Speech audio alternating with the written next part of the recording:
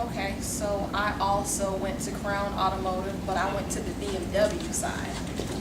I was outside looking at two Acuras, an Acura TL in black and silver, and I waited 15 minutes and nobody came outside to me. So when I went inside on the showroom floor, that's when a manager approached me first. And then he set me up with a salesman by the name of Nate Krolikowski. And I asked him about the Acura, and before I could even ask a second question about the features or how good on gas it was, he told me, I'm new, I've only been here a month, and I don't know about Acuras because I'm not certified. But he said that he would get me somebody that could. So he went all the way back to the service center, and he got one of the service tech managers that was certified at Acuras to come and talk to me for like 20 minutes. And I only asked 3 questions, and he talked to me about everything else on the Acura. Then after that, we went outside to the Acura, and he opened up, it was a black and a silver one, he opened up the black one, and I sat inside of it, and he had the wrong keys for the silver one. So I had to wait outside an extra 15 minutes for him to come back with those keys. And so when he opened it, we sat inside of the vehicle. I asked him about the features, but I had already knew some of the features because I have a relative who has an Acura. And I was asking him, about the features, and he told me, I don't know. It's pretty much going to be new to you and I. So he was pushing the features that they have a built-in navigational system. This is the one that's certified. Yes. Wow. For you guys that don't know, the Acura has a built-in navigation system in the dashboard, and I knew that. And he looks at me and he says, well, V, I don't know how to work the navigation system, do you? And I looked at him and I thought to myself, it's pretty easy, don't you have one in your own car? And he said, I have a Garmin, I don't think it's anything like this. So it pretty much was step by step, and I was working the features for him, and I asked him how many miles were on the vehicle, and it was on the sticker in the window because they have preferred prices. And he said, I don't know because it doesn't show me when you turn the car on. And he said, well, let me close my door. So my car door was still open. But on all vehicles, if you have a door open, sometimes it doesn't tell you the price, especially on Acuras, you have to have both doors closed. He didn't know. So finally I closed my door after I started laughing, and the monitor showed up. So then he asked me, he was pretty much asking me personal stuff. He wasn't trying to make a sale. He was asking me, do I live in the area? If I do, how long have I lived in the area? And I was pretty much trying to direct him back towards the sale, but I pretty much controlled the process. Wow. He did meet and greet correctly, but after that, he pretty much didn't know what was going on. So he pretty much had to show me, and he kept trying to get me to take it for a test drive or put some money down and take it home for 2 or 3 days, and if I don't like it, I can bring it back as long as there's not 300 miles on it. Right.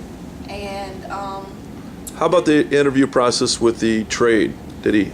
He didn't ask me about my car. I kept telling him that I have a Charger, and he just kept going back to trying to figure out the features of the Acura. Like, he didn't know how to set the seat back or anything. So when he did set the seat back, I laughed because he was like a little kid. He just, woo, I didn't know it could do all that. He's like in his early 30s because he decided to tell me that information too, along with what kind of car he drove and where he's originally from. And Wow. I was trying to talk about the car.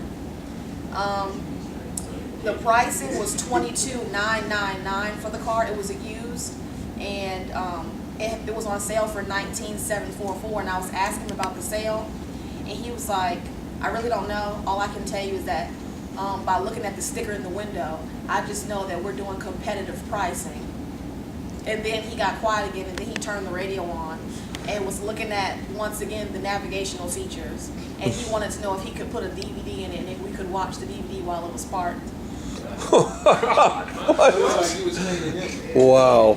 And so I asked him about the monthly payments. Once again, the monthly payments were on the preferred sticker on the car window.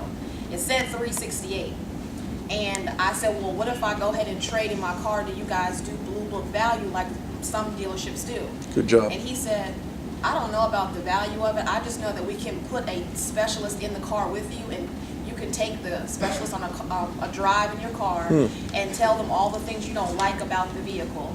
And then after you drive with him around the neighborhood and tell him what you don't like about the vehicle, When he comes back to the dealership, he'll then give you a pricing. I said, well, why would I go off of somebody's pricing when I need to know the blue book value of it so I know I'm getting a good deal? And he said, well, depending on the fact that it's on sale for $19,744, that's the best deal we have. And your payments won't go up. I said, yes, they will. They'll go up by at least $120. And he said, no, I can guarantee they won't go up. Even though I've been here only a month, I can guarantee they won't go up. Wow. And after that point, the manager came and talked to me, and he knew more about the cars, as well as the specialist, like I said before. So I would buy from the manager, but I would not buy from him. I wouldn't buy from him. Now, the manager, let's see how much he controlled the process. I mean, did he want to know more about your trade, maybe perhaps your balance, your current monthly payment? No. And this is the manager, the guy that runs the whole show. The manager was interested in my personal background, and I thought to myself, this is not eHarmony online dating. I was getting ready to say. I just want to go ahead and talk about my trade. But once again, I only saw the manager when I first entered. Yeah. After I went outside with the salesman, Nate, and we talked in between the cars, and of course him having more fun with the car than I was, I didn't see the manager again. Okay. But he asked for my name and my email. He said because he doesn't know anything about accuracy, he's not certified, and he's only certified in, I believe, 3 different BMW styles so far, that he would email me a printout of the sheets and everything like that. Okay. Well, let me ask you something, V. Just based upon 1 day of training, would you say that you are already a step ahead of that salesperson and the manager? Yes, because I pretty much made it like MapQuest for him. I pretty much led him through the process. I led him, the service tech, and the manager through the process of at least trying to get me on the lines of at least trying to trade my vehicle in. And no one responded to that at all. They didn't ask me what So year. you're sending out several buying signals, Yes. and no one even asked you what's your time frame, or perhaps engaged you in some numbers where potentially if you were a real customer, you would have probably, if you liked the vehicle and felt it was a fair price because you were asking about your trade-in, Right. if you would have got the numbers you want, you probably would have took delivery that night. And I also informed him that I was going to pay up front, at least put a $5,500 payment down, and then finance the rest of my transaction. Oh, wow. And he just looked at me and he said, finance the rest of your transaction? And I said, yes, so my APR rating would be lower than that 7.79 that you have on the paper. And he got quiet and said that he would have to go talk to a financial advisor if anything was to go further. But he kept wanting me to take it home and test drive it, but he didn't know how to sell me at all on it. Okay. So once you verbalized all that and you said the manager disappeared, there was no touch and base with the manager again? No, I spoke to him in the very beginning. Once I entered the showroom, then I was approached by the manager. But Okay. while I was outside for 15 minutes baking in the sun last night, no one came and approached me at all.